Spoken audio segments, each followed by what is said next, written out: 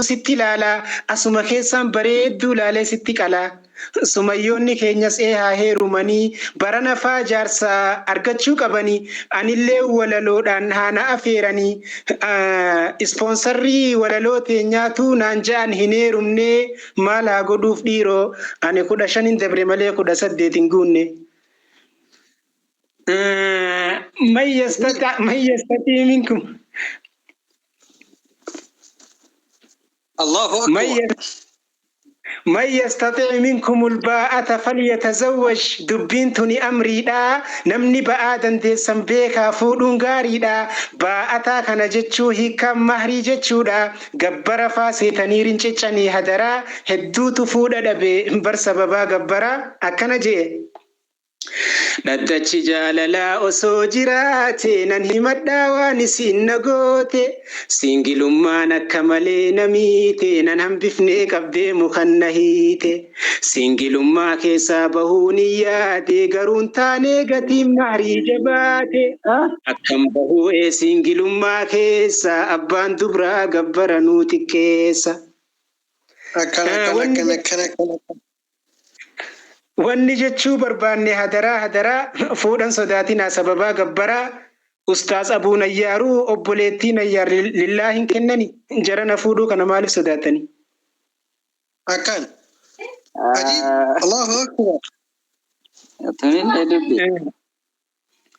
بارك الله لكما وبارك عليكما وجمع بينكما في الخير مزيني في دكتور هوان بقى اتجيسني بقى قياك كان جمتشو جيسني أرى والأرجتني كرا حلالتي جرون سينجلوما سلانا مميتي مزيني في دكتور هوان أفر قيان أدى قيان كن كيسني أرى نوف جمدا مزين كشتي كان مشرتش كينيا أرى يا مزينو قالي ربي ستولش أرى مبروك سينجن قالي baguma nuuf gammadde baga Dr. Hawwaa ta'e arra harka galfatte Dr. Hawwaa arra kaateenaa itti keessee qabdee harkifteetuma mana kan keetiin geesse kanagaa qorichi isii baga too'atte muzee too'annaa kan kee jalaa hin baatu rabbii si bareechise silaa Dr. Hawwaan tun du'aayii haadhaa qabdi muzayyan argachuudhaaf alhamdulillah jetti.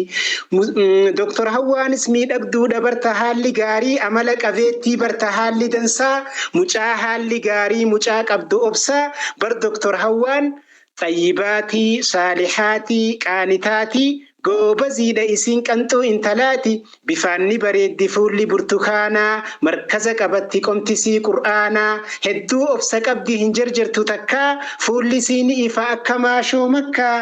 Dr. Hawwaa argachuuf muzeenni carroomee jaalala isiitiin hedduu booji'ame mucaan tummoo yaallee ni qabdi hedduu ogeettiidha hojiin sii gaariidha hedduu kaameettiidha muzayyan Dr. Hawwaa wajjin dhangaa dhandhamattaa nyaata isiin hojjettu qubaa wajjin nyaataa eessatti beeyta jettee eessatti garte jettee akkana shakkine yaa muzee keenya guyyuma arraatiin akka gungumuun jalqabne ammaqaan dhagee malee argeen beeku takka.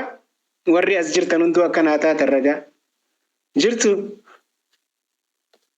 jirra Allahu akbar ajiib akkana bo kana qawwee ayyee walaloo arraatiif nin gabaabsa walaloo arraatiif ispoonsara taatee hiriyoota isii gammachiisuu feetee badriyyaa jawaarooti tan arra nayaamtee barattuu markaza fawzaddaareynii keessaa maqaan isii badriyyaa haalli isii beheessa amala qabeettii mucaa haalli dansaa badriyyaa qabaachuun hedduudha nu boonsaa yaa badriyyaa qaaliyyaa ta haalli gaarii anis kennaa kan kee fideen jiraa laali hiriyoota isii gammachiisuuf jettee walaloo tiyyatanaaf ispoonsara taatee ammas ustaaza isiini galateeffatte ustaaz Saabir Qaasimiin galateeffachuu feete ustaaz Saabiroo kooyaa ustaaza haqaa ustaaza miidhagaa bareedaa akhlaaqaa yaa ustaaz Saabir koo hedduu galatooma ustaaz Saabir Qaasim hedduu galatooma markaza fawzaddaareeni gadhaabdan hedduu kabajamaa badhaadhaa mul'adhaa ilmiidhaan misoomaa gammachuun guutamaa hogguu muraa cooma ustaaz Saabir Qaasim ulfaadhaa wayyooma Ustaaz Saabir Qaasim hedduu galatooma. Amiirota markazaa maqaa kaasi jettee ispoonsarri teenya barnatti dhaammatte. Amiirri tokkoffaan maqaan Madiinaadha. Markazaaf laffaati halkaniif guyyaadha. Amiirri lammaffaan maqaansaa Ahmadi. Markazaaf laffa'anii qaba dandeettii. Amiirri sadaffaan maqaansii Zamzami. Cimina isiidhaa yoo jette naa himi. Amiirri afuraffaan Koreedha Aasiyaa binti Islaami. Cimina isaanii yoo jette naa himi. Bar himuudhaaf jechaatu na jalaa daanga'a. Amiirota keenyaaf mee takbiirtaa ja'a. Markazaaf laffa'uu hin dhiifne gonkumaa. Amiironni markazaa hedduu galatooma. Ustaaz Abuu Nayyaar hedduu galatooma. Ustaazonni keenya hedduu galatooma. Gaggeessaa sagantaa Ustaaz Abuu Nayyaar hedduu galatooma. Shiroo firraa dhiisaa hogguu muraa cooma jechuudhaan walaloon keenya goolabamaa. Wassalaamu alaikum warahmatullahi wabarakaatu.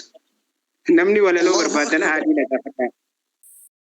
الله أكبر الله أكبر الله أكبر ما شاء الله عليك وعلى ولادتك بقى نولدت جنان معاذ شيخ جمال بقى نولدت ما شاء الله ما شاء الله عليك ما شاء الله ما شاء الله الله الله الله الله الله الله الله نمني برنت جابستي معاذ نفرتني مال وجنري مسكين الله أكبر قرانا من ياتا إذا فدا ورلون توني ورلو عادي كانوا ولك جلتني وفنوسون تاني إرجع قدام كيس أقبل قرآن في حديثة